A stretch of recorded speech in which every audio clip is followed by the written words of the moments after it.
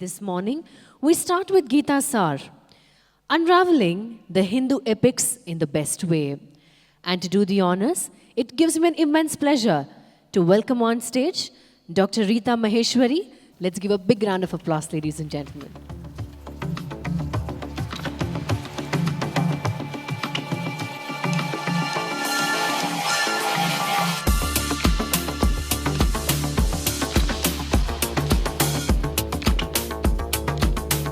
A hearty warm welcome to you, Doctor.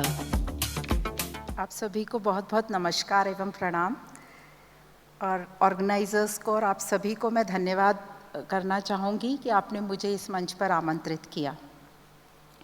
तो हम शुरू करते हैं श्रीमद् भगवद गीता सार से। हम शुरू करेंगे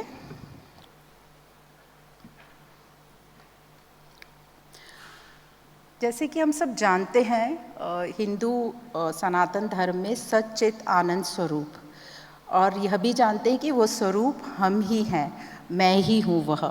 तो हम अपने जीवन काल में जो भी कुछ करते हैं या ना करते हैं वो इसलिए करते हैं कि हमें आनंद की प्राप्ति हो, हमें सेटिस्फैक्शन मिले, संतोष मिले, कंटेंटेड फील हो। तो जब हमारा जन्म होता है वहीं से ये कहानी शुरू होती है और happy birthday to you happiness से शुरू होती है। अब ये जो हैप्पीनेस है यहाँ पे हम ये साइकिल में देख रहे हैं, जैसे एक बच्चे का जन्म होता है, फिर ये साइकिल शुरू हो जाता है, उसको स्कूल भेजा जाता है, फिर स्कूल से कॉलेज और कॉलेज से डिग्री हासिल करी जाती है, और उसके बाद जैसे ही डिग्री मिलती है तो समाज, सोसाइटी या पेरेंट्स बोलो बच्चे के पीछे पड़ जाते हैं कि अपने लिए पार्टनर ढूंढो या हम शादी करना चाहते हैं तुम्हारी। और उतनी अक्ल हम लोगों में रहती नहीं है क्योंकि हम लोग कंडीशनड रहते हैं समाज से। क्योंकि ये जो पूरा साइकिल आप देख रहे हैं ये कौन डिक्टेट कर रहा है हमें? ये हमारे ही फोर फादर्स ने बनाया हुआ है कि ये साइकिल चलोगे तो तुम्हें हैप्पीनेस मिलेगी, संतोष मिलेगा। और हम लोगों में क्वेश्चन करने की इतनी आदत नहीं है, वो जिज्ञासा नहीं है कि ये क्यों, ऐसा क्यों करें, क्यों हमें इससे हैप्पीनेस मिलेगी। और कुछ हमारे बॉडी में हार्मोन्स का भी खेल होता है। तो समाज और शरीर दोनों की कंडीशनिंग के साथ साथ ये साइकिल चलता रहता है। तो हम लोग शादी कर लेते हैं और जैसे ही शादी मैरिज होती है कुछ साल बाद बोलते हैं कि अब फैमिली करो, फैमिली करो। कुछ हमें ज़्यादा समझ नहीं आती क्योंकि सब ने फैमिली करी है तो हम भी फैमिली कर लेते हैं। और फिर वो फैमिली के साथ जो बच्चे होते हैं उनकी देखभाल में लग जाते हैं, और वो बच्चे बड़े होते हैं तो सेम साइकिल रिपीट। फिर हम अपने बच्चों को बोलते हैं कि अब degree low, earn good and अपने लिए पार्टनर ढूंढ लो और शादी करो। कर भी ली उन्होंने शादी, उसके बाद उनके पीछे पड़ जाते हैं अब फैमिली करो, फैमिली करो, हमें ग्रैंड पेरेंट्स बनना है। वो क्यों ग्रैंड पेरेंट्स बनना है वो भी हमें नहीं पता, क्योंकि सोसाइटी में सब बन रहे हैं, सब पार्टी दे रहे हैं, तो हमें भी बनना है और हमें भी वो प्लेजर चाहिए। पर वो ग्रैंड पेरेंट बनकर क्या प्लेजर मिलता है ये हम अपने अपने हिसाब से सोच सकते हैं। तो इस प्रकार ये हमारा पूरा साइकिल चलता रहता है। और ये पूरा साइकिल जो है हमने जान लिया कि यही सत्य है जीवन का, इसको ही हमने गूढ़ सत्य मान लिया। और आखिरी में आता है हमारा डेथ का पार्ट।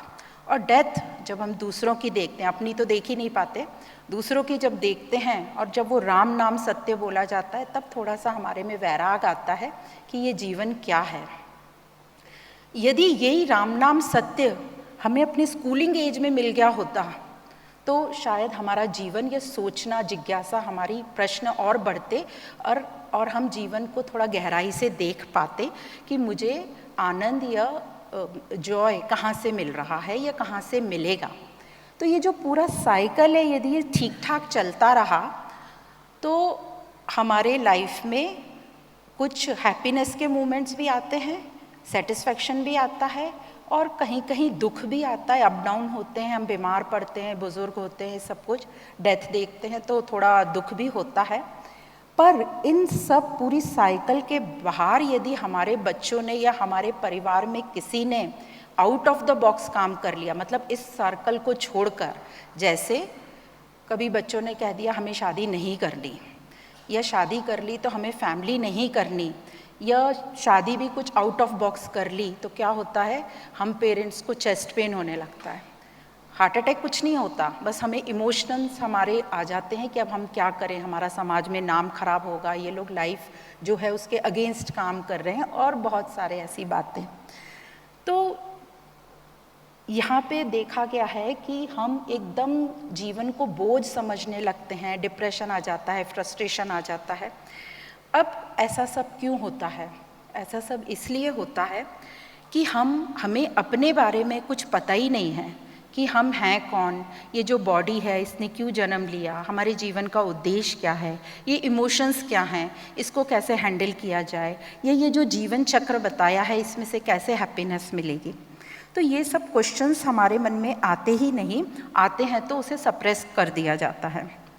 तो जीवन का उद्देश्य ना पता होने के कारण हम दुखी ज़्यादा होते हैं या सुख दुख वाले साइकिल में चलते हैं। तो हमारा ये जो सुख है इतना फ्रेजाइल होता है कि थोड़े से दुख से हम हिल जाते हैं और वो हमारा जो सुख है वो दुख में परिवर्तित हो जाता है।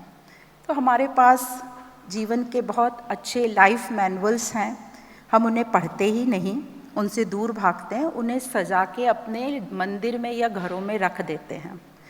तो जैसे उसमें से मेन है भगवद गीता, कुरान शरीफ, बाइबल, गुरु ग्रंथ साहिब और ऐसे अनेकों ग्रंथ हैं, पर जो सबसे ज़्यादा प्रचलित है और जो आज का टॉपिक है वो भगवद गीता पे है, तो मैं उसके बारे में आपसे बात करती हूँ। तो ये जो भगवद गीता है ये कृष्ण और अर्जुन के बीच का डायलॉग है और ये युद्ध भूमि में किया गया था at the time of crisis, इसलिए इसका इम्पोर्टेंस बहुत ज़्यादा है।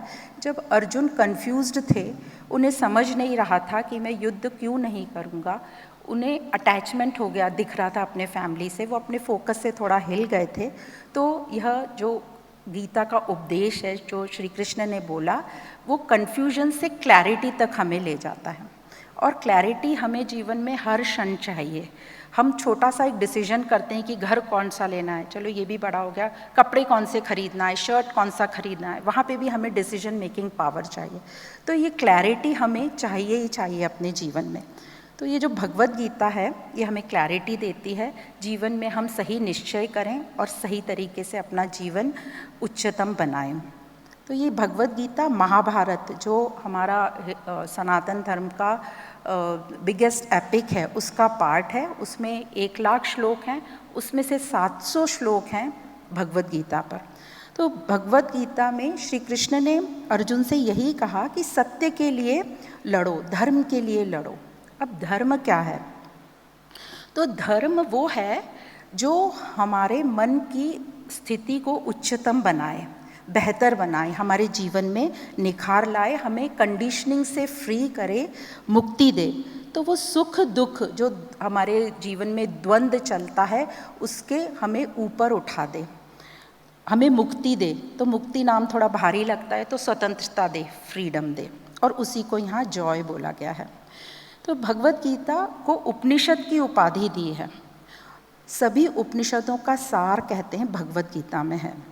अब ये उपनिषद कहाँ से आए?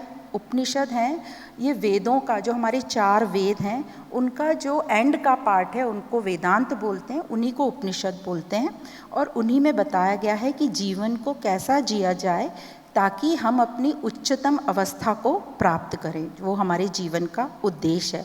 और यह मनुष्य मात्र का ही उद्देश्य रहता है, क्योंकि सिर्फ मनुष्य को ही ये सामर्थ्य है, उन्हीं में ये संभावना है कि वे अपने मन को फ्री कर दें या मन को मुक्त कर दें। पशु पक्षियों में, जानवरों में ये जो है भाव नहीं रहता, उनमें सिर्फ भोग का भाव रहता है, आहार, निद्रा, भय और मैथुन्य।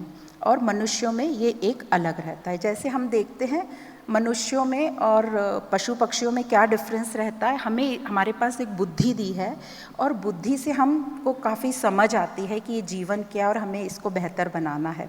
जैसे आप एक शीशा, मिरर सामने रखेंगे, कोई पशु पक्षी उसके सामने आएगा तो उसको समझेगा नहीं कि ये मैं ही हूँ, उसे लगेगा ये दूसरा है, तो वो शीशे को तोड़ने की कोशिश करता है, दूसरे पे अपनी प्रतिबिंब रिफ्लेक्शन को अटैक करने की कोशिश करता है। पर मनुष्य को समझता है कि ये मैं ही हूँ। तो ये जो 4 वेद हैं हमारे, ऋग्वेद, सामवेद, यजुर्वेद और अथर्ववेद, ये कहाँ से आए? तो जब कुछ ऋषियों को ये जिज्ञासा हुई कि ये मनुष्य जीवन जो है ये सिर्फ ऐसा तो नहीं हो सकता कि जन्मे और ये सब किया, खाए पिए, पार्टी पार्टी पार्टी करी और एंड में हम राम नाम सत्य हो गए, ज़रूर इसका कुछ उद्देश्य होगा। हम ऐसे सुख दुख में पेंडुलम की जैसे नहीं रह सकते, हमें सुख दुख से ऊपर उठना है। तो जब उन्होंने घोर तपस्या की, साधना करी और उनको जो ज्ञान प्राप्त हुआ वही वेदों में बताया गया, उसको 4 वेदों में ऑर्गेनाइज किया गया है।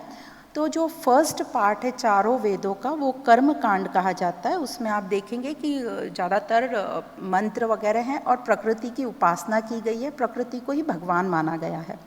और फिर जो लेटर हाफ है उसको वेदांत उपनिषद कहा गया है। तो जो मेन 108 उपनिषद हैं उनमें से भी 12 को उपनिषद को मेन कहा गया है, जिस पे शंकराचार्य जी ने, आदिगुरु शंकराचार्य जी ने अपना भाष्य लिखा है। और ऋषियों ने अपनी तपस्या के वक्त ये जान लिया कि जो हमारा मूल है, जो हमारा आधार है, उसको नाम दे दिया गया आत्मा या ब्रह्म, परम सत्य जो है। एक्चुअली आत्मा को भी नाम देकर उसको छोटा नहीं किया जाता, पर हमारे समझ के लिए ये नाम दे दिया गया आत्मा या ब्रह्म। तो जो आत्मा या ब्रह्म है इसको उन्होंने डिफाइन किया कि वो अक्षर है, मतलब इम्पेरिशेबल, शाश्वत है, अव्यक्त है, मतलब अनमैनिफेस्ट, निराकार है, फॉर्मलेस है। तो इसलिए उसको हम ऐसे देख नहीं सकते या हमारी साधारण इंद्रियों से समझ नहीं सकते। तो जो आत्मज्ञान बोलते हैं, स्पिरिचुअलिटी या अध्यात्म, इसको बोलते तो आत्मज्ञान है, पर इसमें आत्मा का वर्णन बिल्कुल बहुत कम है, बस छोटा सा डेफिनेशन हमें समझ के लिए बता दिया गया है। कारण यही कि आत्मा को भी शब्दों में बांधा नहीं, उन्होंने मटीरियल या स्थूल नहीं बनाया। तो फिर क्या प्रक्रिया है अध्यात्म की? तो पूरे अध्यात्म में ये बताया गया है कि आप क्या नहीं हो। तो अनात्मा की बात करी गई है और क्या नहीं हो उसको आप निगेट करो, नेति नेति की प्रक्रिया या सिद्धांत बताया गया। और निगेशन की प्रक्रिया से जब हम सब कुछ निगेट कर देते हैं, अपनी उपाधियां, अपना मटेरियल पूरा वर्ल्ड, फिर बॉडी, माइंड, सेंसेस, तो आखिरी में जो है शिवानंद रूपम शिवोहम, जो सच्चित आनंद स्वरूप को हम प्राप्त करते हैं। तो ये है उपनिषदों की प्रक्रिया अपना श्रेष्ठ जीवन बनाने के लिए। और भारतीय दर्शन में जो षट दर्शन है उसमें उपनिषदों की, भगवद गीता और ब्रह्म सूत्र की को अथॉरिटी माना गया है, मान्यता। सिर्फ भारतीय दर्शन में ही नहीं, पश्चिम दर्शनों में भी भारतीय हमारा ये दर्शन अद्वैत वेदांत का उपनिषदों को अथॉरिटी माना गया है। अब हम इनको क्यों नहीं पढ़ते या क्यों दूर भागते हैं? क्योंकि ये जो वेदांत या उपनिषद है, भगवद गीता है, ये डायरेक्ट हमारे ईगो पर वार करती है। और ईगो पर वार होना हमें बिल्कुल सहन नहीं होता, बहुत पेनफुल लगता है, इसलिए हम दूर भागते हैं इससे। तो जो भगवद गीता का ज्ञान यहाँ बताया है उसको कॉन्स्टेंटली अध्ययन करना है, अभ्यास करेंगे तभी हमारा जीवन जो है उच्चतम कोटि को प्राप्त हो पाएगा। तो नित्य निरंतर शब्द यूज़ किया जाता है और तभी हम अपनी लाइफ को टू द फुलेस्ट पोटेंशियल जी सकते हैं। तो अब हम सब डॉक्टर्स हैं यहाँ पर, तो हम देखते हैं डॉक्टर्स जो है वो बॉडी का तो ठीक प्रकार से ट्रीटमेंट कर लेते हैं, सर्जरी कर लेते हैं, पर ठीक होने के बाद इस बॉडी का यूज़ कैसे किया जाए ये काफ़ी लोग नहीं बता पाते। बस बोलते अब आप ठीक हो गए, डिस्चार्ज के डे वाले दिन क्या बोलते, बस घर जाओ, पार्टी करो, फैमिली के साथ घूमो फिरो, सब ठीक है। पर जो मन में दुख बैठा है, मन में जो असंतोष है, उससे हम डॉक्टर्स का कोई लेना देना नहीं है। तो मन में विचार आते नहीं, आजकल तो थेरेपिस्ट हैं, साइकेट्रिस्ट हैं, ज़रूर हैं, पर वो भी हमारे न्यूरॉन्स ब्रेन पे इफ़ेक्ट करते हैं या बहुत सुपरफिशियल करते हैं, हमारा कोर से ट्रीटमेंट नहीं करते। पर ये जो अध्यात्म है वेदांत, ये कोर से हमारा उपचार करता है, मतलब जड़ से हमारी बीमारी को निकालता है, हमारे मन बुद्धि पर काम करता है और हमें सत्य की तरफ ले जाता है। तो जो गीता में बताया गया, जो मेन हमें बताते हैं कि निर्भय बनो, हमें भय से मुक्ति दिलाता है, हमें स्थिर बनाता है, स्टेबिलिटी, हमें धैर्य, पेशेंस दिलाता है। और हम सभी को पेशेंस की अथाह ज़रूरत है, खास करके डॉक्टर्स को। हम सिर्फ सर्जरी करने के लिए नहीं है, हमको उनकी हिस्ट्री सुननी पड़ती है, सब दुख दर्द सुनने पड़ते हैं, तभी हम निर्णय ले पाते हैं सर्जरी का। तो जो सबसे पहले ये शुरू करता है अध्यात्म में ज्ञान योग से, भगवद गीता में, जो हमारे मन बुद्धि को कुशल, कुशाग्र मतलब शार्प बनाता है, ताकि जो हमारी बुद्धि है सत्य और असत्य में डिफरेंस कर पाए कि क्या रियल है और क्या अनरियल है। उसको कहते हैं विवेक बुद्धि, विजडम, ताकि हमारा डिसीजन निश्चयात्मक बुद्धि बने, हम डिसीजन ठीक प्रकार से ले पाएँ और हम स्वयं को जान सकें, अपने स्वरूप को कि हु एम आई। और कर्म योग के द्वारा हमारे मन बुद्धि को प्योर करता है, शुद्ध कराता है, हमें समझाता है कि कर्म कैसे करना है, कौन से कर्म करना है, कर्म के साथ हमारा रिश्ता क्या होना चाहिए और फल के साथ हमारा क्या रिश्ता होना चाहिए। तो जो भगवद गीता का बिल्कुल फेमस श्लोक है, कर्मण्यवाधिका रस्ते मा फलेषु कदाचन, तो इस श्लोक को बस हमने पढ़ लिया, किसी से सुन लिया और हम बोलते हैं बस भगवद गीता का मतलब है कर्म करते जाओ, फल की चिंता मत करो। पर कौन सा फल कर्म करना है, कैसे करना है, उसके साथ मेरा रिश्ता क्या होना चाहिए, ये डिटेल हम नहीं जानते, इसलिए हमको वो शांति या सुख नहीं मिल पाता। तो अधिकार आया है शब्द में, कर्मण्यवाधिका अधिकार अस्ते, मतलब कर्म करने का हमें अधिकार है। हाँ, हमें पूरा राइट है कर्म करने का, और कर्म के बिना तो कोई जी भी नहीं सकता। हम आए हैं इस जीवन में कर्म तो करना ही है, पर हमने इस अधिकार को गलत तरीके से यूज़ किया, गलत कर्म चूज़ करके। तो करना हमें था इंटेलिजेंटली, वाइजली चूज़ करना था अपने कर्मों को, पर हमने उसको रॉन्गली, अनवाइजली, इग्नोरेंटली चूज़ कर लिया, इसलिए हमारे को वो रिज़ल्ट नहीं मिल पा रहा है। तो सबसे पहले तो कर्म कौन से चूज़ करना चाहिए, जो हमारे मन को बेहतर, हमारी स्थिति को उच्चतम या जो अभी है उससे ऊपर की ओर ले जाए। और कर्म कैसे, स्वधर्म भी बोलते हैं, स्वधर्म का मतलब यही है, अध्यात्म में स्वधर्म का मतलब यही है कि जो हमारे मन की अवस्था को ऊपर ले जाए। मन ही जब पूरा प्योर हो जाता है तो दैट इज़ नोन एज आत्मा, या उसी को आनंद या मुक्त बोला गया है। और कर्म कैसे करना चाहिए, तो निष्कामता वर्ड आता है, निस्वार्थ आता है और निरअहंकार आता है। निष्कामता मतलब क्या, निष्कामता मतलब कामना नहीं होना। अब कैसे पॉसिबल है कि हमें कामना नहीं हो, तो यही अध्यात्म उपनिषद हमें बताते हैं कि हम कामना क्या करते हैं, बाहर के संसार से कि मुझे ये मिल जाए, मुझे ये मिल जाए, मुझे ये मिल जाए। तो हमें डिटेल में समझाया जाता है इसमें कि तुम कौन हो, ये जो बॉडी हमारी 5 एलिमेंट से बनी है और ये जो पूरा जगत है ये क्या है, ये भी 5 एलिमेंट से बना है। तो ये हम जो कामना कर रहे हैं, जो हम अभी उच्चतम कामना की बात कर रहे हैं, कि वो हमको यह संसार नहीं दे पाएगा, क्योंकि वह वही है जो मैं हूँ। तो यह जो मेरे पास है वही उसके पास है, तो वो मुझे इस जगत के पार की चीज़ें नहीं दे पाएगा, वो फुलफिलमेंट नहीं दे पाएगा। तो हमें मटेरियल प्लेजर तो मिल जाता है, पर वो बहुत परमानेंट नहीं रहता, हमें अंदर कहीं ना कहीं वैक्यूम रहता है, हमें एक विशेष भूख रहती है, और ये विशेष भूख सिर्फ मनुष्यों में ही रहती है, क्योंकि वह आनंद स्वरूप है और उसे वो आनंद की अवस्था तक पहुंचना है, इसीलिए ये सब कार्यकलाप हम करते हैं। तो निष्कामता बताई है, जब ये समझ आ जाता है कि वो और मैं सेम है और वो मुझे कुछ एक्स्ट्रा नहीं दे सकता, तो हमें फुलफिलमेंट आता है। और जो मैं हूँ, आत्मस्वरूप, सच्चित आनंद स्वरूप, वह मैं ही हूँ, पर अभी दूषित हूँ, अभी अहंकार में हूँ।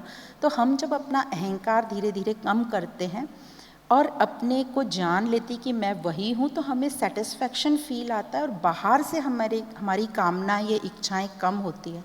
और जब हम इस सेंटर से काम करते हैं तो हम फुली सेटिस्फाइड होकर फिर काम करते हैं। और इसमें फल की चिंता न करो से मतलब ये है, क्योंकि जब हमने कर्म बेस्ट कर ही लिया तो वो कर्म ही हमारे लिए फल है। तो वो फ्यूचर को नहीं देखते कि हमें फल बाद में मिलेगा, फिर हमें पूर्णता की प्राप्ति होगी। पर जो फल है ये हमारे कर्म का, ये कभी भी हमें पूर्णता नहीं देता, थोड़ी देर के लिए सेटिस्फैक्शन ज़रूर देता है।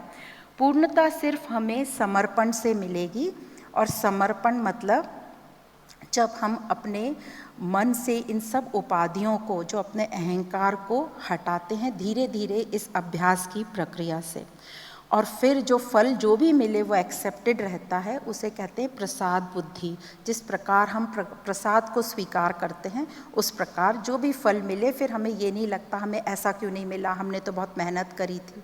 तो हमने तभी इंजॉय कर लिया जब वो हमने कर्म किया था। तो जब कर्म करते टाइम 100% हम अपने कर्म में लगे थे। फिर आता है कि अकर्ता। हम सबको लगता है, ईगो रहता है ना, हमने किया, कर्तापन, डूअरशिप, कि ये मैंने किया तो पूरा फल भी मुझे ही मिलना चाहिए। तो हम एक सिंपल से एग्जाम्पल से समझ सकते हैं कि कैसे मैंने जो किया आता है, ये मैंने कुछ भी नहीं किया। तो यदि आप कोई भी चीज़ पकड़ लीजिए, समझ लीजिए कि आप 4 कप चाय बना रहे हैं, तो चाय में 5 इंग्रेडिएंट्स लगते हैं। ये इंग्रेडिएंट्स कहाँ कहाँ से आए, तो आप पीछे पीछे चेन में जाएंगे कि शुगर कहाँ से आई, चाय पत्ती कहाँ से आई, पानी कहाँ से आया, दूध कहाँ से आया, मसाला कहाँ से आया। तो आप देखेंगे हर के पीछे कम से कम 1000 लोग तो हैं काम करने वाले। और आपने क्या किया, सिर्फ वो 5 को मिला के गैस पे रख दिया और आपको लग रहा है सब कुछ मैंने बनाया और पूरा फल मुझे ही मिले। तो जो फल है वो समझो 5 है, 5000 लोग हैं, तो जो फल हमको मिलेगा वो 1/5000th पार्ट हमको मिलेगा। और वो हमको शायद मिल ही गया वो चाय पीकर, या वो चाय बनाते टाइम जो हमें खुशी हो रही है। तो यहाँ समझ में आता है कि मैं कितना छोटा सा हिस्सा हूँ, शायद हिस्सा नहीं भी हूँ, क्योंकि जो बाहर कर्म किया वो बॉडी से एक्शन किया, बाहर कर्म करते टाइम अंदर भी एक कर्म चला कि मैंने किया। तो उस मैंने किया को हमें हटाना है और बाहर का कर्म ऑटोमेटिकली बहुत खूबसूरत तरीके से आएगा। तो इस प्रकार हमारे मन को वो समझाता है कि तू अकर्ता है, डूअर नहीं है, नॉन डूअर। इसी प्रकार हमें फोकस करना सिखाता है कि इम्पॉर्टेंट चीज़ पर फोकस करो। वहाँ अर्जुन का फोकस हिल गया था, वो भूल गया था मैं युद्ध करने आया हूँ, तो उसका फोकस उसे याद दिला रहा है। वो मोह में आ गया था कि मैं कैसे मारूँ अपने रिलेटिव्स को। और फोकस का एक और अच्छा एग्जाम्पल आता है, जब हमारा एडमिशन हुआ मेडिकल कॉलेज में, तो गवर्नमेंट कॉलेज था, तो बहुत दीवारें गंदी खराब सी दिखती थी, लीकेज वगैरह। तो हम देखते थे जहाँ जहाँ दीवारें खराब या होल हो गए, तो ड्राइंग में अच्छा करा करती थी, तो छोटे छोटे ड्राइंग पोस्टर्स बना के वहाँ चिपका देती थी। एक बार एनाटॉमी के प्रोफेसर ने ये देखा करते हुए, उन्होंने मुझे बुलाया और कहा कि तुम यहाँ मेडिकल की पढ़ाई करने आए हो कि डेकोरेट करने आए हो, so concentrate, focus on your studies. तो इस प्रकार ये फोकस करना अपने मेन उद्देश्य पे और बाकी चीज़ों को छोड़ दीजिए। तो कहते हैं कर्म को यज्ञ की तरह करिए। यज्ञ मतलब, यज्ञ का मतलब जैसे ही यज्ञ वर्ड आता है तो हमारे मन में आ जाता है कि अग्नि, और वो सब स्वाहा पंडित कर रहे हैं घी।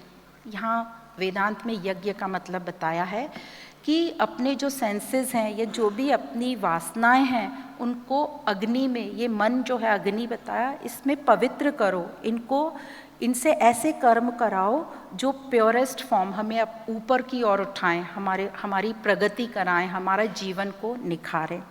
तो इस प्रकार 5 सेंसेस का यूज़ कैसे करना है, हमारे मटेरियल का कैसे यूज़ करना है बताया।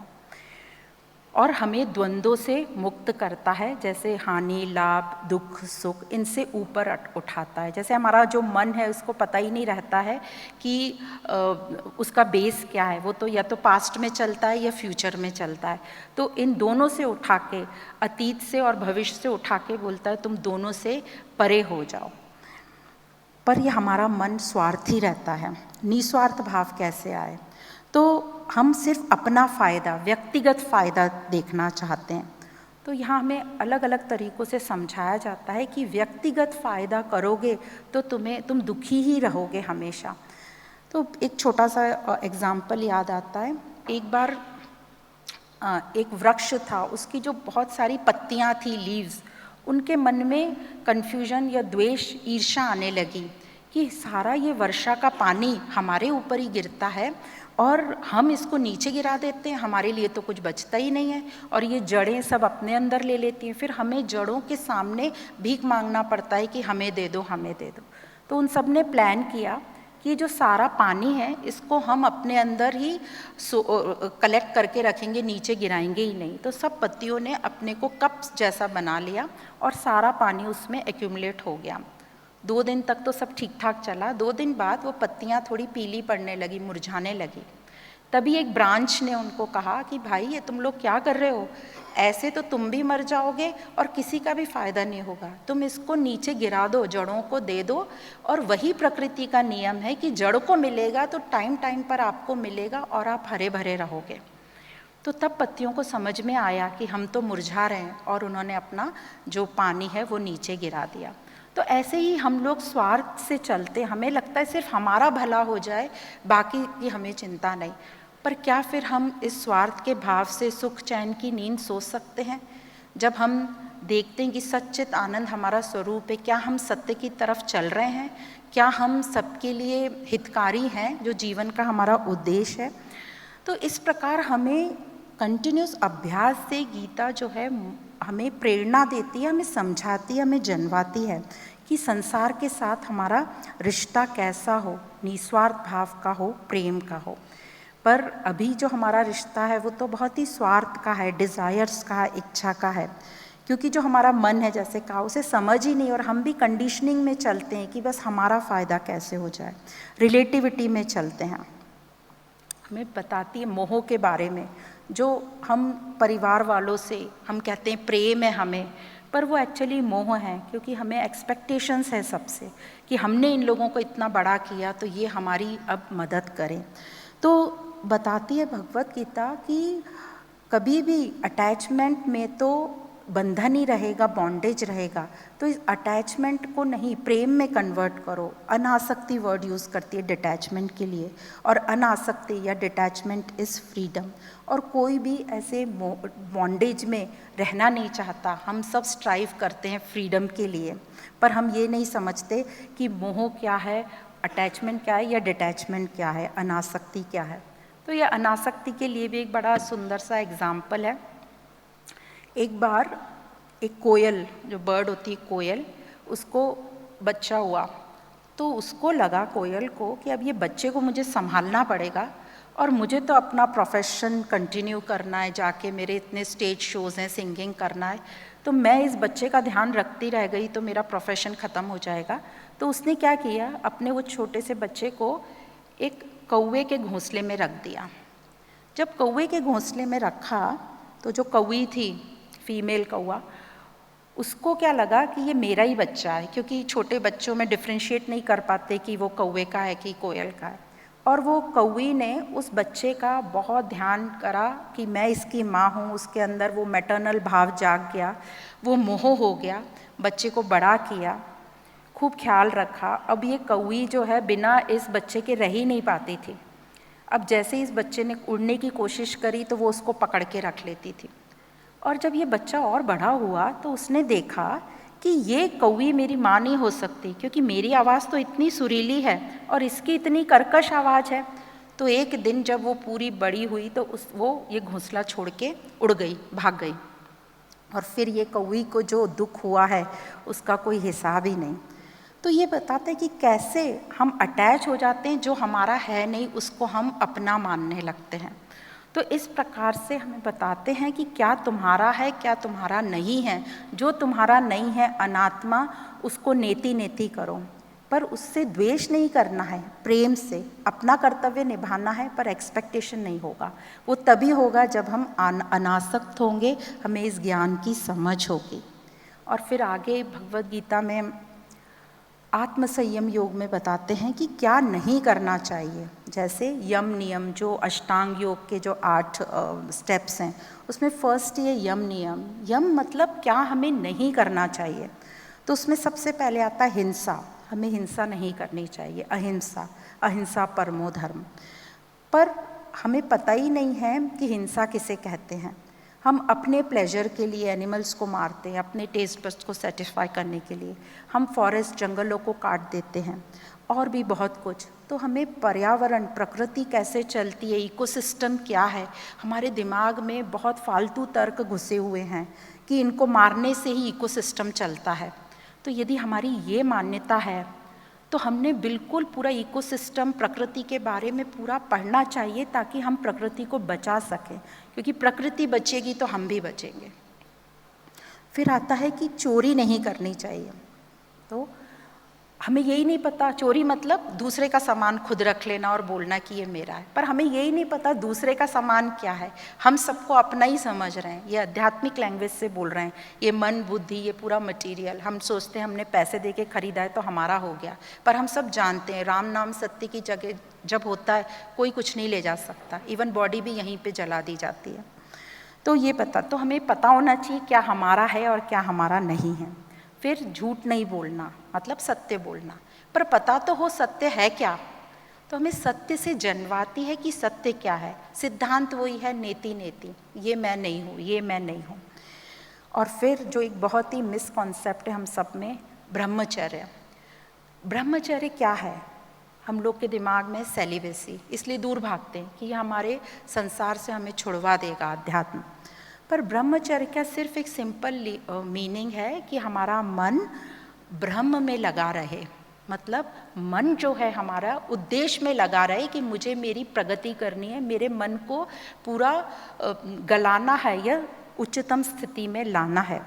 और फिर इस उद्देश्य के लिए अध्यात्म देखो तो ये उद्देश्य, नहीं तो भी जो भी हमारा उद्देश्य है उसके बीच में जो भी कुछ आएंगे, ये 5 सेंसेस भी आएंगे, तो हमें उसे कैसे कंट्रोल करना है।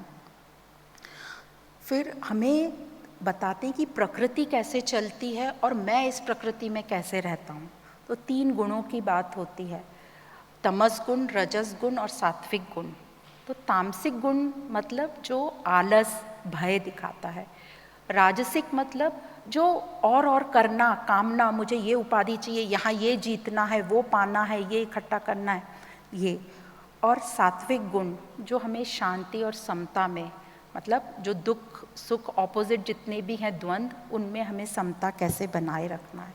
अब ये तीनों गुणों में अपने अपने पॉजिटिविटी हैं, अपनी अपनी नेगेटिविटी हैं, पर हमसे ज्ञान कहता है कि अपने जो तामसिक है उसको राजसिक में कन्वर्ट करो, धीरे धीरे राजसिक को सात्विक में लाओ, और सात्विक होने के बाद आप जो है द्वंद्वों से परे हो सकते हो, जिसे गुणातीत बोला जाता है, ये परम स्थिति बोली जाती है।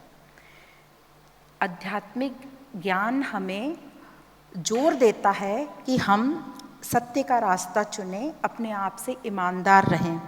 पर हम सबको यही कंप्लेंट रहती है कि हम तो ईमानदार हैं, पर हम अपने आजू बाजू देख रहे हैं जो गलत काम कर रहे हैं वो ज़्यादा प्रगति कर रहे हैं, उनके पास ज़्यादा पैसा, बड़ी गाड़ी, सब कुछ है, वो बड़े बड़े उन्होंने उपाधियां ले ली है। तो यहाँ पर सोचना यह है कि हम किससे कंपैरिजन कर रहे हैं अपने आप को। हमने ईमानदारी या सत्य पे चलने का वादा किया है जिसका कोई पैरामीटर ही नहीं है वैल्यूएशन करने का, और हम किस निचले से कंपेयर कर रहे हैं। तो वो नीचे जो गलत काम कर रहे हैं, आपको ऐसा लग रहा है, उनसे अपने आप को कंपेयर करना बंद करिए। आप अपनी ईमानदारी और सत्यनिष्ठा पर फोकस करिए और उस पर चलते रहिए। और जो लोग सत्य और ईमानदारी पर चलते हैं वो फल की तो चिंता करते ही नहीं, क्योंकि उन्होंने जो कर्म किया है उन्हें पता है अच्छे से कि मैंने बेस्ट कर्म किया है। अब फल कुछ भी हो, इसमें फल जो है जो भी आएगा वो शुभ ही आएगा, भले ही हमें ग्रॉसली बाहर लग रहा है कि फल अच्छा नहीं है, क्योंकि हमारे मन में शांति है, हमारे मन में ये पक्का है कि हमने जीवन के उद्देश्य के हिसाब से काम किया, हमने जो परम ज्ञान है उसके हिसाब से काम किया, तो वो मन में शांति होगी, ग्लानि नहीं होगी। तो इसलिए कहा जाता है कि बार बार अपने को दूसरे इन लोगों से कंपेयर मत करो जो गलत कर्म कर रहे हैं। और भगवद गीता में भी अर्जुन को श्री कृष्ण कह रहे हैं तुम युद्ध करो, उससे कभी नहीं कहा कि तुम हार जाओगे या जीत जाओगे, मैं तुम्हारे साथ हूँ तुम जीत जाओगे, ऐसा नहीं कहा गया, क्योंकि जो कर्म इटसेल्फ, वो युद्ध करना ही इटसेल्फ वाज अ विक्ट्री। तो कर्म को ही विक्ट्री मानते हैं। फल के लिए बोलते हैं यदि आपने कर्म बेस्ट किया है तो भले ही ग्रॉसली आपको लगेगा कि जो रिजल्ट ठीक नहीं आ रहा है, वो आपको ऐसा लग रहा है, पर वो जो भी कर्म आ रहा फल आ रहा है वो शुभ ही कर्म होगा। तो इस प्रकार हमें बहुत कुछ बताया जाता है भगवद गीता में, पर कंटिन्यूस उसके लिए अभ्यास चाहिए। और फिर कहते हैं वेदांत में जो मेन है, कहते हैं यह जीवन जो है जानने के लिए हमें मिला है। क्या जानना चाहिए? जो महत्वपूर्ण है वह हम नहीं जानते कि मैं कौन हूँ, या मेरे अपने आप से क्वेश्चन ही नहीं आता हमें। जैसे माला में कहते हैं धागा, तो हम मोतियों में ही के आकर्षण में पागल हुए जाते हैं, धागे की तरफ हमारी जो है नज़र ही नहीं जाती है, तो न तो हम मोतियों को ठीक से जान पाते हैं और धागे की तरफ तो नज़र ही नहीं जाती, तो मैं अपने आप को क्या जानूँगा। ये जिज्ञासा होनी चाहिए, प्रश्न आना चाहिए। ये क्यों नहीं होती? क्योंकि हमारी सक्सेस की डेफिनेशन बिल्कुल अलग है। हम सोचते हैं अच्छा कॉलेज में एडमिशन मिल गया, अच्छे मार्क्स, बड़ी गाड़ी मिल गई, अच्छा पैसा, घर मिल गया, अच्छा पार्टनर मिल गया, ये सब अच्छा है, प्लेजर है, पर ये तभी प्लेजर है जब हमारे मन की स्थिति बेहतर हो तो ये प्लेजर है। पर यदि यही दूसरी मटेरियल चीज़ें हमें बेहोश कर दें तो ये प्लेजर नहीं कहलाएगा। पर आध्यात्मिकता में, स्पिरिचुअलिटी में किसको बोलते हैं श्रेष्ठ जीवन या उत्तम जीवन? जब हमारा मन बंधन से मुक्त हो, मतलब आनंद को प्राप्त कर लिया। यहाँ पर एक छोटा सा एग्जाम्पल देंगे, जैसे अष्टवक्र गीता, जो अष्टवक्र गुरु और राजा जनक के बीच में डायलॉग है, उसमें राजा जनक जो हैं 3 क्वेश्चन ही पूछते हैं अष्टवक्र गुरु से कि ज्ञान की प्राप्ति कैसे होगी, वैराग्य कैसे आएगा और मुक्ति कैसे मिलेगी। तो अष्टवक्र गुरु क्या कहते हैं? विषयों को विष के समान छोड़ दो। ये एक छोटा सा मैं एक ही श्लोक का बता रही हूँ। और आखिरी में जब राजा जनक वो स्थिति को प्राप्त कर लेते हैं तो वो कहते हैं मुझे आश्चर्य है, मुझे आनंद हो रहा है। अब यहाँ प्रश्न ये है कि उन्हें आनंद क्यों हो रहा है, उन्हें क्या मिला जो आनंद हो रहा है? हम लोगों को लगता है कि कुछ क्या मिल गया उनको, तो ये अष्टवक्र गीता में कहते हैं उन्हें मिला कुछ नहीं है, उनके पास जो था उपाधियाँ जो उनको बांध रखी थी वो मिट गई हैं, मन से सब ये उपाधियाँ, ये अटैचमेंट मिट गए हैं, इसलिए उनको आनंद हो रहा है। तो बंधन से मुक्त होना ही श्रेष्ठ जीवन कहलाता है आध्यात्मिक जीवन में। तो ये बंधन क्या है? हमारे बंधन है ये दुख, आसक्ति, एक्सपेक्टेशंस जो हमने मोह के कारण सब पकड़ रखे हैं। और इन सब का कारण क्या है? अज्ञान, इग्नोरेंस, जो हम जानते नहीं कि हम क्या हैं और हम क्या नहीं हैं। तो अज्ञान द्वारा ही ज्ञान प्रकाश द्वारा ही हम अपने इस अज्ञान का नष्ट कर सकते हैं, दूर कर सकते हैं, ताकि हम एक पीसफुल और जॉयस लाइफ जी सकें, ताकि हम सिचुएशंस से और हमारे आजू बाजू जो समाज है उससे प्रभावित नहीं हो, क्योंकि हमें पता है कि हम किस सेंटर से काम कर रहे हैं। हम राइट सेंटर, राइट केंद्र से हम अपने कर्म कर रहे हैं, प्योर सोर्स से, जो मेरे हृदय में बसती है। अध्यात्म में कहते हैं उसको हृदय में बसती है प्रेम, जो प्रकृति भी जिसे छू नहीं सकती। तो उस सेंटर से जब हम काम करेंगे तो निश्चित ही हम उस पीसफुल, शांति और आनंद को प्राप्त कर पाएंगे। तो जो भगवद गीता में टोटल 18 अध्याय हैं, जिसमें फर्स्ट अध्याय अर्जुन विषाद योग बताया, जिसमें अर्जुन की पूरी गाथा बताई है। फिर सेकंड है सांख्य योग, जिसमें मैं और प्रकृति क्या हैं इसके बारे में बताया है। आत्मा के बारे में बताया, जीवात्मा के बारे में बताया। यहाँ भी बहुत बड़ा मिसकंसेप्शन होता है। लोग आत्मा को सोच लेते हैं कि आत्मा को ऐसे बोलते हैं, आत्मा दुखी, आत्मा भटक रही है, आत्मा चली गई, आत्मा दूसरी बॉडी में प्रवेश कर गई। जब हमने वहाँ बता दिया कि आत्मा तो अचल है और सर्वज्ञ, सब जगह प्रेजेंट है, तो वो इमूवेबल है, वो जा नहीं सकती, एकदम प्योरेस्ट है, परम है, तो वो दुखी और भटक कैसे सकती है? तो इस प्रकार हमने जो आत्मा शब्द का बहुत ही दुरुपयोग किया। तो ये जो फिर शरीर धारण कौन करता है? तो ये प्रकृति है, अहंकार, यही शरीर धारण करता है। और इस सेकंड अध्याय में हमें समता, निश्चयात्मक बुद्धि और कर्म के बारे में बताया गया। स्थित प्रज्ञ, जो अपनी बुद्धि जिसकी स्टेबल हो गई, निश्चयात्मक बुद्धि के बारे में बताया। और फिर थर्ड अध्याय जो है कर्म योग, उसमें निष्काम कर्म योग को और डिटेल में बताया। फोर्थ अध्याय कर्म संन्यास योग, जिसमें कहा हर कर्म को यज्ञ के समान करो, स्वधर्म से करो, और दूसरा श्रेयस कर्म करो। प्रेयस के बारे में, श्रेयस और श्रेयस मतलब जो हमारी प्रगति में बेनिफिशियल हो, और प्रेयस मतलब जो सिर्फ प्लेजर देता है और बाद में फिर वो हमें बेहोश कर देता है। तो चुनाव हमारा श्रेयस्कर हो।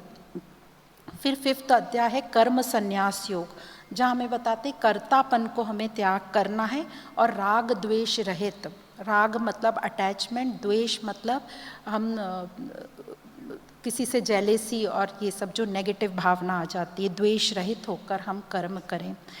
और 6th अध्याय जो ध्यान योग और आत्म संयम में, उसमें एक और बहुत अच्छी बात बताई, अकेले रहना, एकाकी हमें आना चाहिए, अकेले हम कैसे रह सकते हैं। और उसमें एक दिए का एग्जाम्पल बताया कि एक दिया जल रहा है और हवा का जोर से झोंका आता है तो दिए की जो लौ ऐसे फ्लिकर करने लगती है, पर हम उस पर ज्ञान का कवच डाल दें तो वो दिया जो है स्टेबल हो जाएगा, मतलब हमारे मन की स्थिति जो है स्टेबल हो जाएगी। 7th होता है ज्ञान विज्ञान योग, जहाँ मूल तत्व जो सब में एक है, जो माला में धागा है, ये 7th अध्याय का ही एग्जाम्पल है। और इसमें परा अपरा प्रकृति बताई है, दोनों ही प्रकृति हैं और जो परम सत्य है वो इन दोनों से ऊपर है परमात्मा, ये आत्मा जिसको बोल सकते हैं। 8th में अक्षर ब्रह्म योग, इसमें अर्जुन ने कुछ 7 क्वेश्चंस पूछे थे, उसके आंसर हैं कि ब्रह्म क्या है, अध्यात्म क्या है, आदि यज्ञ क्या है, आदि देव क्या है, ये कर्म क्या है, क्योंकि अर्जुन को अभी तक क्लियर नहीं हुआ था तो वो पूछ रहा है। फिर है राज विद्या राजगुही योग, कि ये जो ज्ञान है आध्यात्मिक ज्ञान, ये सभी ज्ञानों का राजा है। ये समझ जाने के बाद दूसरे ज्ञान जो दूसरी प्रकृति की जानकारी है, आप बहुत इजीली उसको समझ पाएंगे। 10वां अध्याय होता है विभूति योग, जहाँ भगवान ने अपनी विशेषता बताई, मतलब आत्म तत्व की विशेषता, कि जो भी तुम सब में जो गुण देखते हो वो सब उसी के कारण है, मूल वही है। 11वां होता है विश्व रूप दर्शन, जो सब में एक तत्व जो समाया हुआ है, तो जैसे आकाश है और हम सब आकाश में बैठे हैं, वैसे ही आत्म तत्व कंपेयर करने के लिए हम आकाश को ले रहे हैं। और कैसे आकाश निर्लिप्त है, उसमें हम इतना आतिशबाजी और सब कुछ करते हैं पर वो मैला नहीं होता, न ही वो किसी को ये बोलता है कि तुमने गलत काम किया मैं तुम्हें स्पेस नहीं दूंगा। तो उसी प्रकार ये 11वें अध्याय में विश्व रूप दर्शन। 12वां है भक्ति योग, जहाँ हमें साकार निराकार भक्ति के बारे में बताया। साकार हो चाहे निराकार, हमारा उद्देश्य यही होना चाहिए कि हम अपने मन को कैसे पूरा प्योर करके डिसॉल्व कर सकें। 13th क्षेत्र क्षेत्रज्ञ योग, क्षेत्र मतलब फील्ड और क्षेत्रज्ञ मतलब मैं उसको देखने वाला। तो जैसे साइंस में भी कहते हैं कि ऑब्जर्वर एंड ऑब्जर्व्ड फिनोमेना, तो कहते हैं ऑब्जर्वर पे अब ध्यान दो, जो फील्ड है उसको तो हमने देख लिया, अब ऑब्जर्वर पर ध्यान दो, मतलब मैं स्वयं को देखूं कि मैं कौन हूँ। और इन दोनों से क्षेत्र और क्षेत्र के ऊपर जो परमात्मा है। 14th अध्याय गुणत्र विभाग योग, जहाँ 3 गुणों की बात करी है, तामसिक सात्विक और राजसिक और गुणातीत। 15th पुरुषोत्तम योग, जिसमें बताया कि उत्तम पुरुष कौन है, तो ये परा और अपरा प्रकृति के जो ऊपर है, क्षेत्र और क्षेत्रज्ञ के ऊपर जो परमात्मा है, आत्मस्वरूप जो निर्लिप्त है, निराकार है और अव्यक्त है। और 16th देव असुर संपद विभाग योग, जहाँ दैवीय गुण बताएं और आसुरी गुण बताए हैं। तो हमें बताया कि कैसे कैसे आसुरी गुण हमें डिस्टर्ब करते हैं, तो अपने आसुरी गुण को मारो। तो यहाँ कौरव पांडव को आप ऐसे ले सकते हो, कौरव हमारे आसुरी गुण और पांडव जो हमारे दैवी गुण। और 17 अध्याय है श्रद्धातर विभाग योग, तो श्रद्धा के बारे में बताया है कि श्रद्धा क्या है। तो कहते हैं कि श्रद्धा का इंग्लिश कोई वर्ड नहीं है, जो हम फेथ बोलते हैं वो भी क्या है, विश्वास, इट इज़ नॉट श्रद्धा। तो श्रद्धा इज इक्विवेलेंट टू प्रेम। और श्रद्धा के बारे में भी बताया, तामसिक श्रद्धा, राजसिक श्रद्धा, सात्विक। पर यहाँ जो श्रद्धा की बात कर रहे हैं, उच्चतम प्रेम, जो हमें एकदम अपने उच्चतम लेवल पे ले जाए, आत्मस्वरूप, उसको श्रद्धा कहा है। और 18th अध्याय है मोक्ष संन्यास योग। तो इसमें भगवान कहते हैं सर्वधर्म परित्यज्य माम एकम शरणम व्रज, अपने सर्व धर्म को छोड़कर मेरी शरण में आ जा। तो इसका भी लोगों को बहुत मिसकॉन्सेप्ट है कि हमको अपने धर्म को छोड़ने को बोल रहे हैं। पहली बात तो हमें अपने धर्म की डेफिनेशन ही गलत पता है। यहाँ धर्म बोल रहे हैं कि जो तेरे में भेदभाव भरा हुआ है, जात पात भरी हुई है, तेरे में जो राग द्वेष भरा हुआ है और उपाधियाँ जो तूने इतनी पकड़ रखी है, इन सबको छोड़। इन सबको छोड़ने का ही मतलब है तू मेरी शरण में आ गया, तो इसी को शरणागति बोला गया है। तो इस प्रकार भगवत गीता हमें मोक्ष मतलब मुक्ति दिलाती है, फ्रीडम दिलाती है अपने बंधनों से। तो पहले हमने ही अपने आप को पूछना है कि मेरे बंधन क्या हैं और वो मुझे क्यों बांध रहे हैं, और मेरा अज्ञान यहाँ जो है इग्नोरेंस, मैं उसको कैसे ज्ञान प्रकाश से नष्ट कर सकता हूँ। तो ये जो वेदों में ऋषियों ने कहा संस्कृत में, इन्हीं को संतों ने बहुत ही इजी भाषा में बोला और संसार में रहकर, जैसे संत तुलसीदास, कबीरदास, रहीम जी, मीराबाई। तो संत कबीर जी कहते हैं, चलती चक्की देख के दिया कबीरा रोए, दो पाटन के बीच में साबुत बचा न कोई। तो दो पाट कौन से हैं? मैं और संसार। तो हम इन दोनों के रिलेशन हमारे ऐसे हैं कि हम मुक्ति नहीं हो पा रहे वहाँ से, हम उसी में फंसते जा रहे हैं। तो हमें कैसे ये तीन जो गुण हैं, इनको बोलते बांधने वाले गुण, इनको हम कैसे कट कर सकते हैं, ये हमें उपनिषद का ज्ञान ही समझाता है, और वो भी नित्य निरंतर हो तब। तो एक लास्ट स्टोरी बोल के मैं एंड करूँगी कि घमंड हमें कैसे रहता है कि हमें सब पता है और हम ही सही हैं। तो कवि कालिदास जी की ये स्टोरी है। कवि कालिदास जी को बड़ा घमंड हो गया था कि मुझे बड़ा ज्ञान है, और वो कहीं यात्रा पे निकले थे, कहीं ज्ञान देने ही जा रहे थे, सत्संग करने। तो उनको रास्ते में प्यास लगी। अब ये ज्ञान इनका घमंड देख के माँ सरस्वती को लगा कि इनका घमंड कम करना चाहिए। तो जब वो निकले और उनको प्यास लगी, तो उन्होंने देखा कि एक महिला पानी भर रही है कुएं में। तो उन्होंने उससे रिक्वेस्ट की कि मुझे आप थोड़ा पानी देंगी। तो महिला ने कहा कि पहले अपना इंट्रोडक्शन दो कि तुम कौन हो।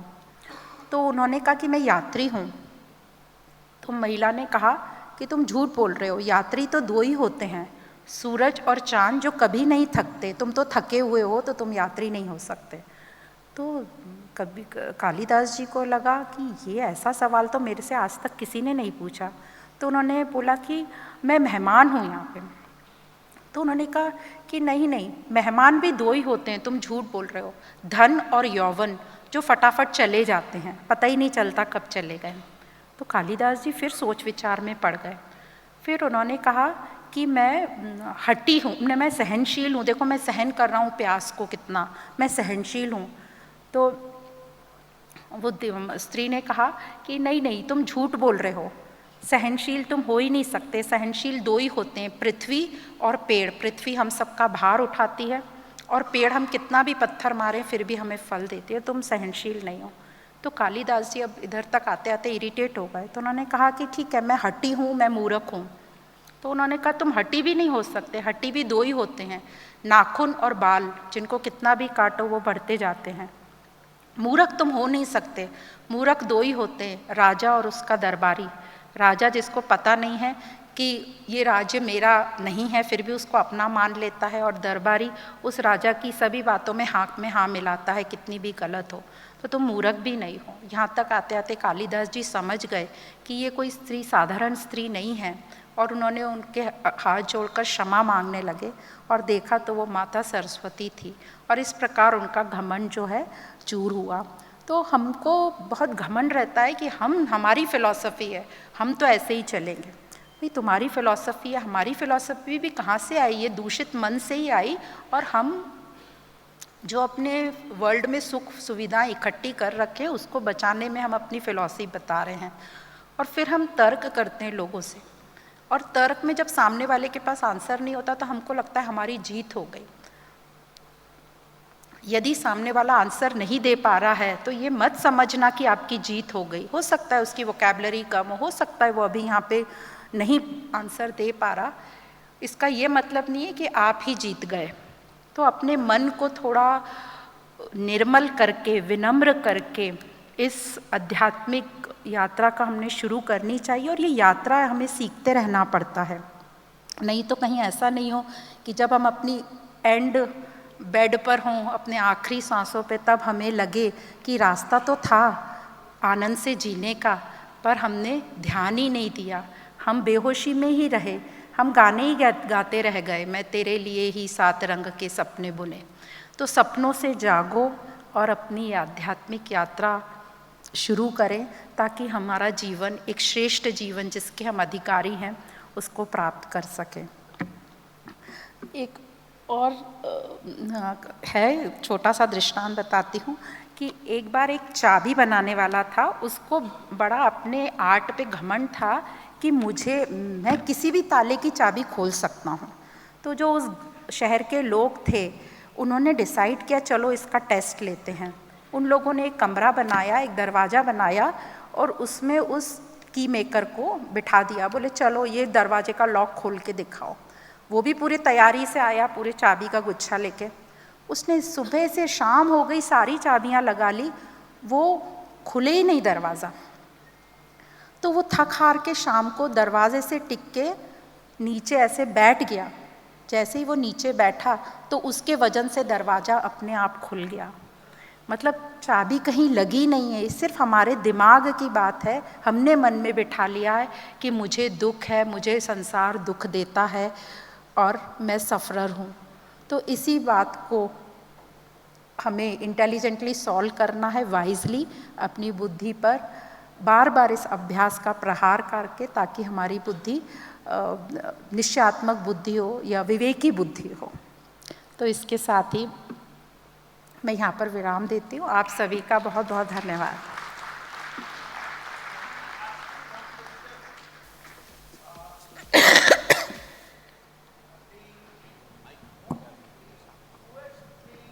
Life is the death. That is nothing, there is no other thing which is true. And everybody, it is astonishing that everybody will die, but he does not or she does not want to die.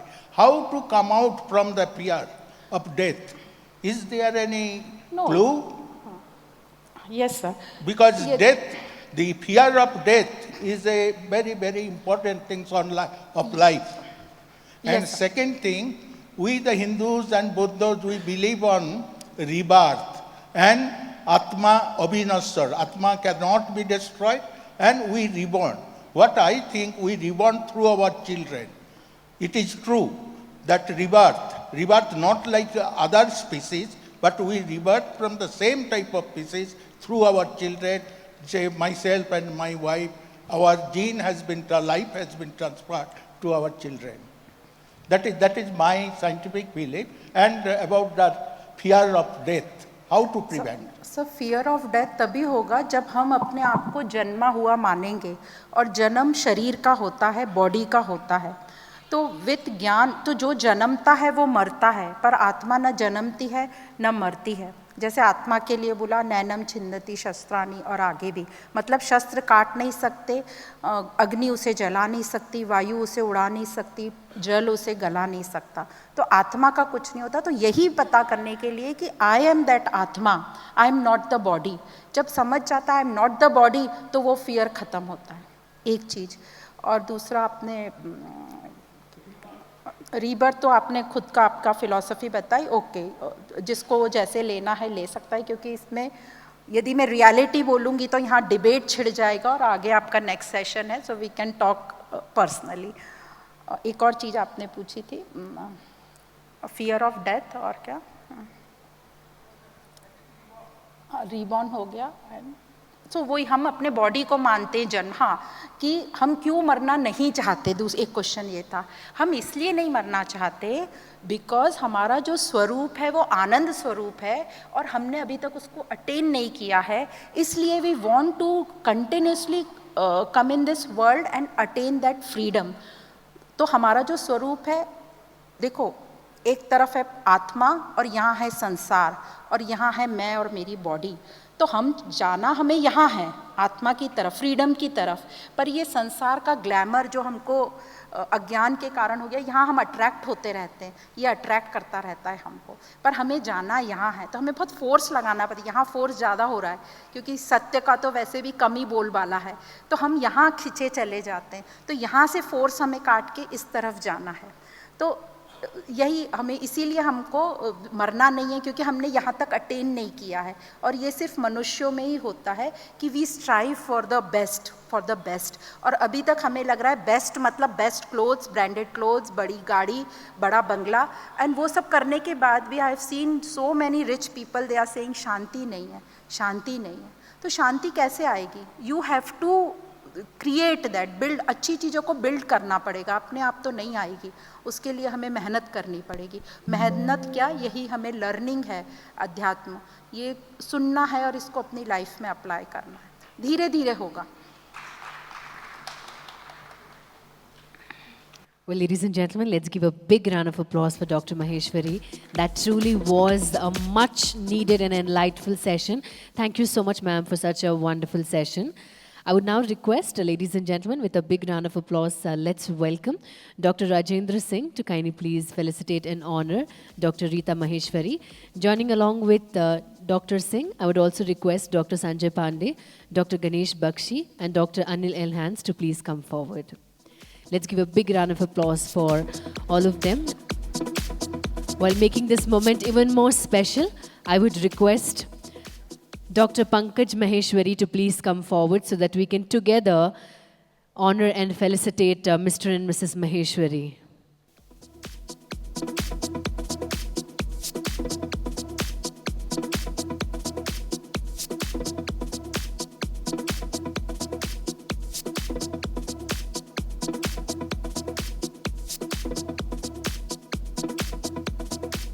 Well, let's capture this wonderful moment and give a big round of applause this lovely morning as we start with a great note and wonderful key takeaways for life.